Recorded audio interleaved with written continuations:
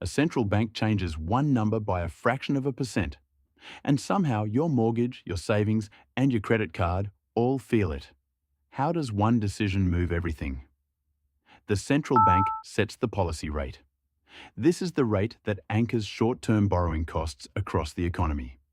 Think of it as a kind of wholesale benchmark for the price of money. Banks fund themselves through deposits and market borrowing. Market funding costs tend to track the policy rate closely, while deposit costs are set by banks and often lag, so when the policy rate rises, overall funding costs usually rise too. The cost of money flows downstream like water, from the policy rate into bank funding costs and finally into the products you actually use every day. A higher rate tends to push up credit card APRs and make many new loans cost more. It can also lift the yield on your savings account, though banks often raise deposit rates slowly and incompletely, so savers may not feel the full benefit.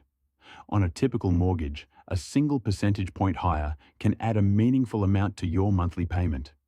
Same house, same loan, just a more expensive cost of money. But it isn't instant. Variable loans like credit cards reprice fast. Existing fixed mortgages keep their rate until you refinance.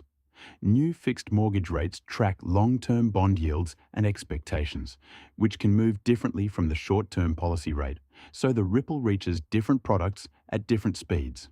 Why do this at all? When borrowing costs more, people spend less. Less spending cools rising prices. That whole inflation fight runs through your loan payments. So next time you hear about a rate decision, you'll know exactly why it matters to you. One rate is the wholesale price of money. Banks add a markup and pass it on, and that single number ripples into nearly everything you borrow and save. Thanks for watching. If this made it click, subscribe for more.